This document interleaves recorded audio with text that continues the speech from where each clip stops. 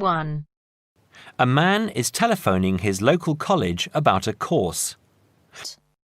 First, you have some time to look at questions 1 to 5.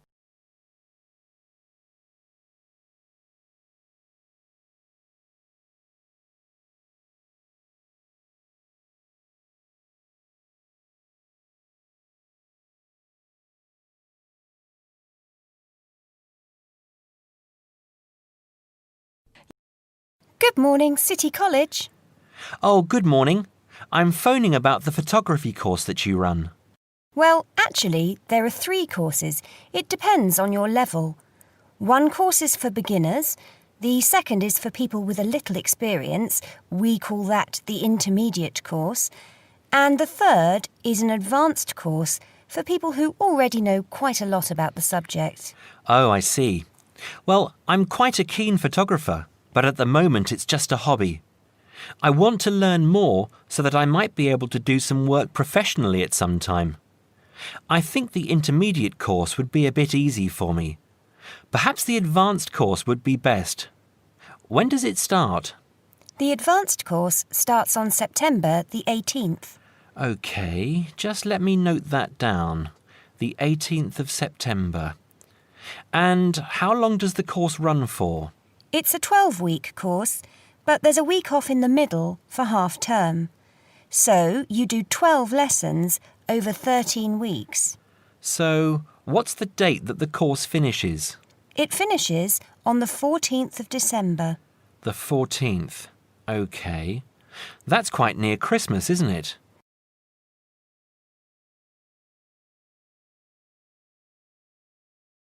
Before you hear the rest of the conversation, you have some time to look at questions 6 to 10.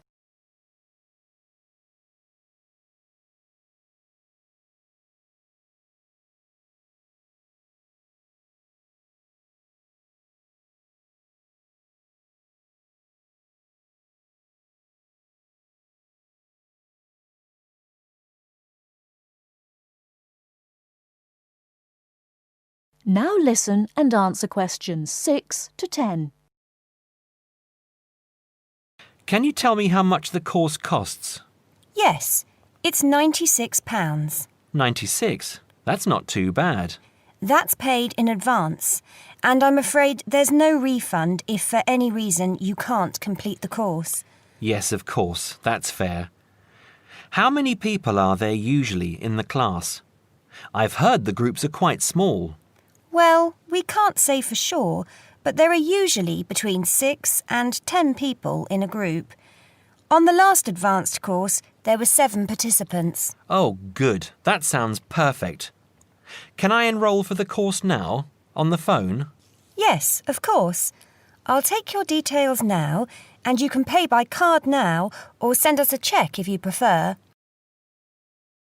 So, first of all, what's your name?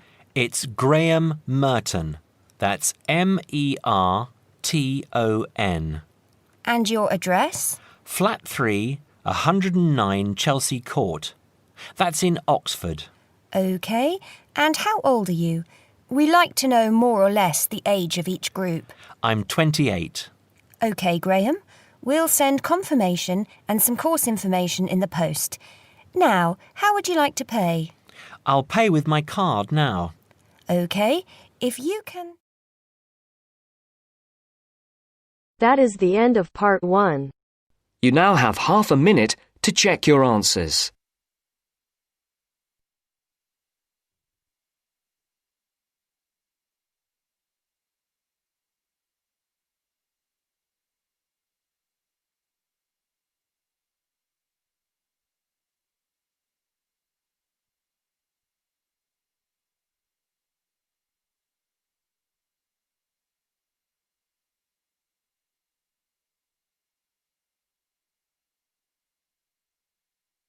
Now turns to part 2. Part 2. First, you have some time to look at questions 11 to 17.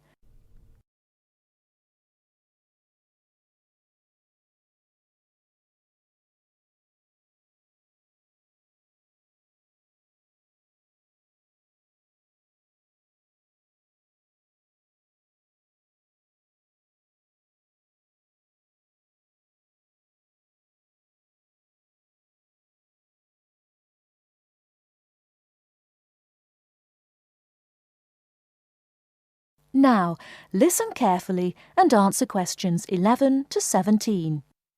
Hello, Clark's Cycle Hire. My name's Keith. How can I help you? Oh, hello. I saw your ad in the local paper, and as I'm thinking of doing some cycling, I'm wondering what kinds of bike you have and what your prices are like. Well, we hire out two main types of machine, touring and mountain bikes. Are you likely to be riding off-road, do you think? No, I'll probably be sticking to roads and country lanes, so a touring bike would be best, I think. Right, well, the rate will be £50 for a week or £14 per day. So it's a lot cheaper to rent by the week. Yes, definitely. Though it's important to bring the bike back on time.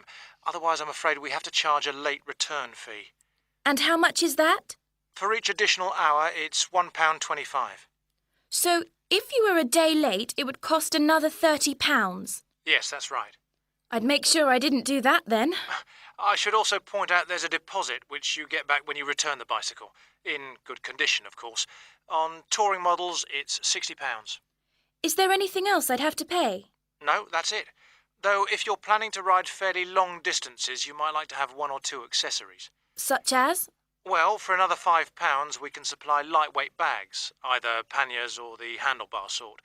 It's amazing how much they can carry, and the way they're designed means they don't get in the way when you're riding. Well, I'll see. But what about essential things like a pump and a repair kit? I wouldn't have to pay extra for those, would I? No, there's no charge for things like that. Or for a lock.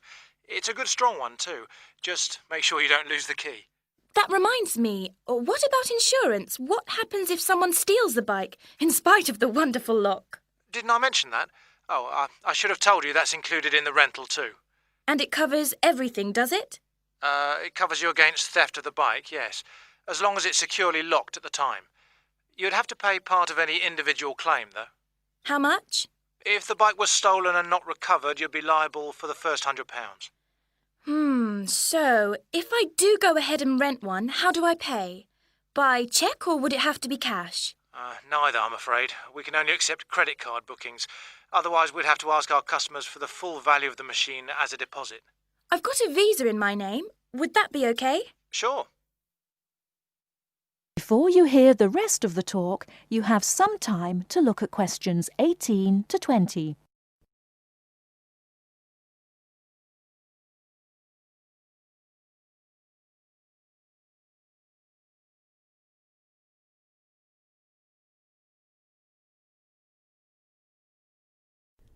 Now listen and answer questions 18 to 20.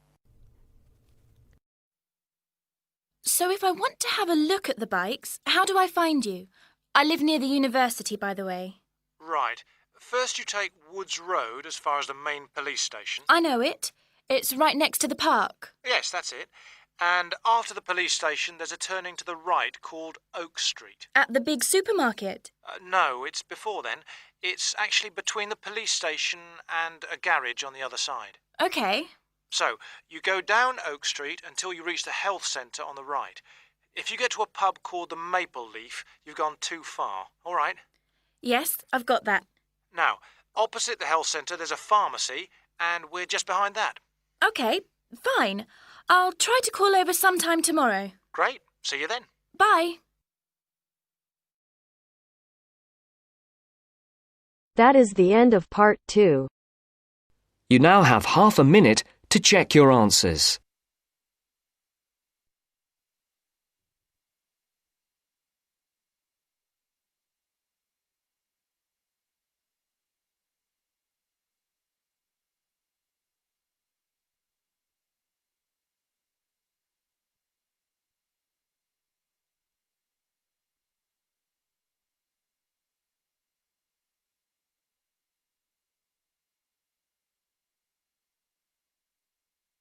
Now turns to part 3.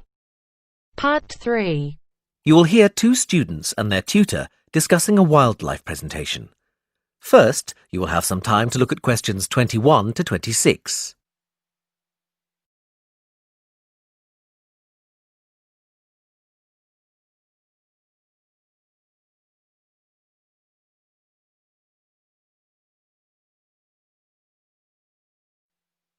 Now listen carefully and answer questions 21 to 26. Hi, Katie. Hi, Ian. Come on in. Hi, Professor Gordon. We wanted to talk to you about our wildlife presentation next week. Have you decided how to organise it? Yes, Professor. At first, we were going to focus on the cat family, but then we decided to talk about nocturnal animals instead. Yes, good idea. And how is your planning going? It's going well. We think we have enough material for 20 minutes. The advantage is that there are so many visual aids we can use. We found lots on the internet which we think will be really interesting for people. The problem is that this topic has been hard to narrow down. If anything, we've got too much information for just 20 minutes. How do you think we could narrow it down further? It is a broad subject. There are a few ways you could do it, but I'd recommend just looking at a representative sample of nocturnal animals, just 4 or 5. Yes, and maybe we could choose one animal from each continent, or a land creature, a marine creature and a winged animal. I like the idea of separating it by different types of animals. And if we limit the detail, we'll definitely have enough time. But don't limit the detail too much. Also, think how you're going to interest the audience. Well, we're going to have a picture for each animal so we can talk through the picture. That's a nice idea, but don't limit yourself to pictures. If you can find any clips of the animals, use them. Showing brief video clips can keep an audience interested. I'll look on the internet tonight. And think of questions to ask your audience. People like to be involved. Yes, that's a great idea.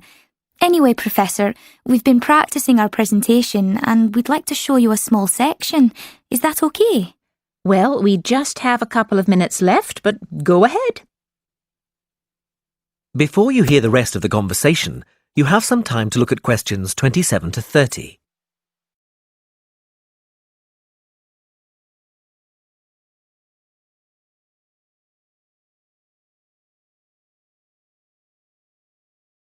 To 30.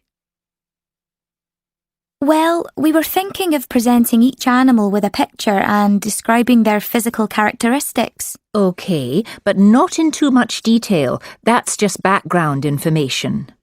We'll start with the jaguar.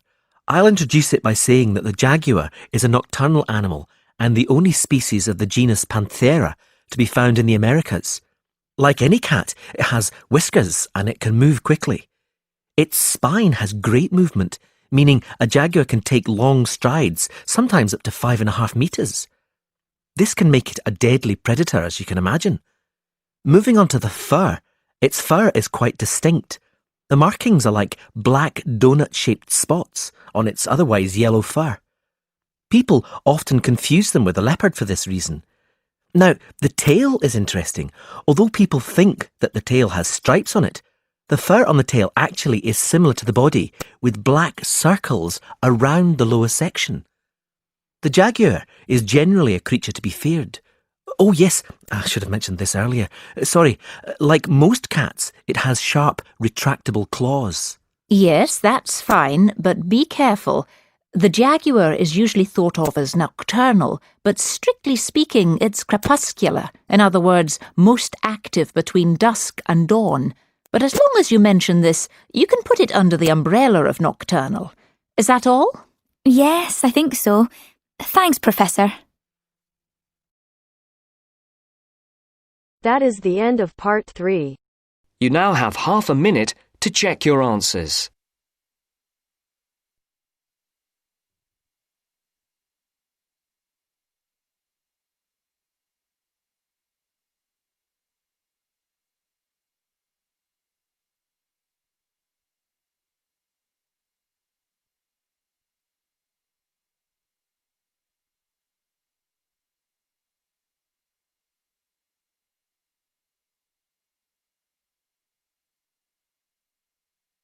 Now turns to part 4.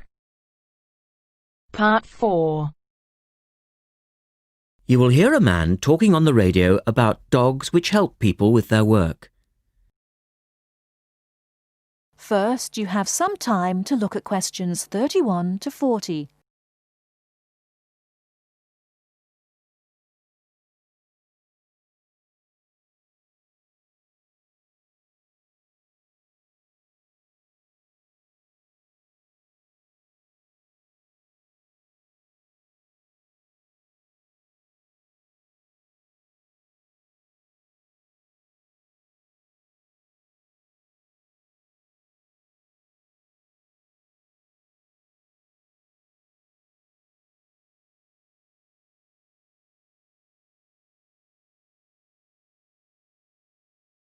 Now listen carefully and answer questions 31 to 40.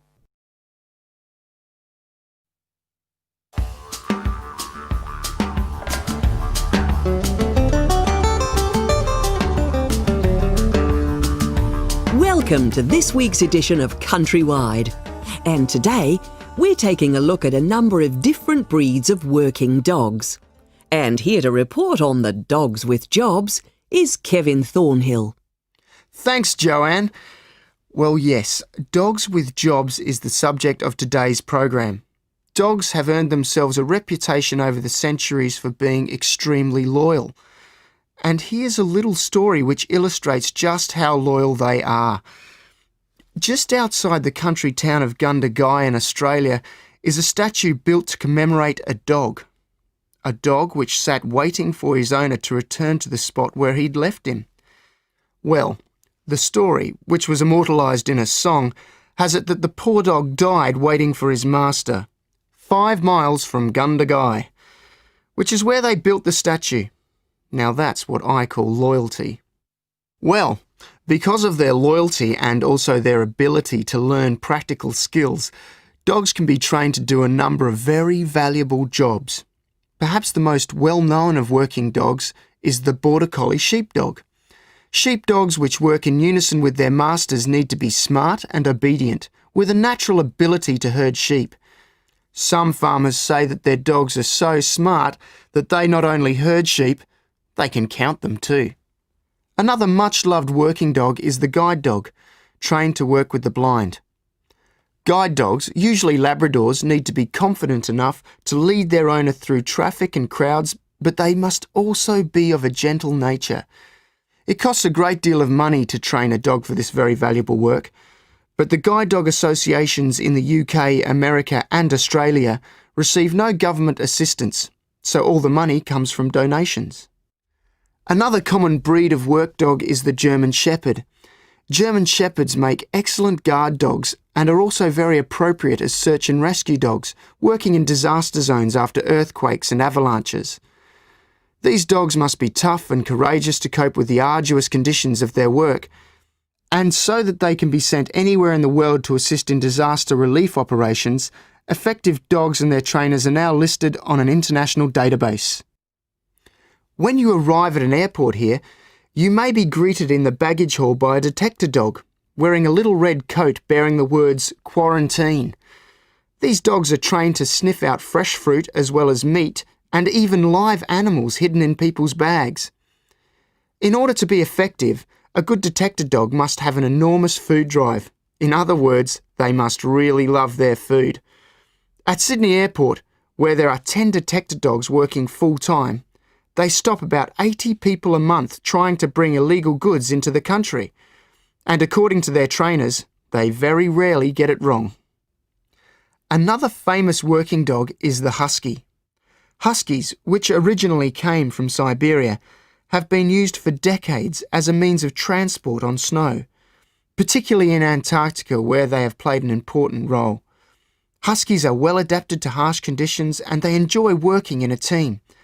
But the huskies have all left Antarctica now because the international treaty prohibits their use in the territory as they are not native animals. Many people were sad to see the dogs leave Antarctica, as they had been vital to the early expeditions and earned their place in history along with the explorers. That is the end of part 4. You now have half a minute to check your answers.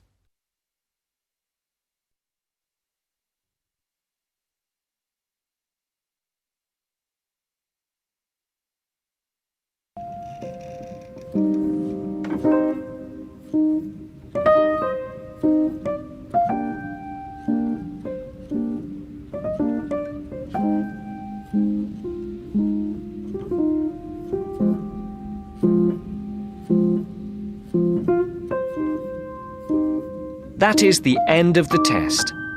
You now have 10 minutes to transfer your answers to your Ielts listening answer sheet.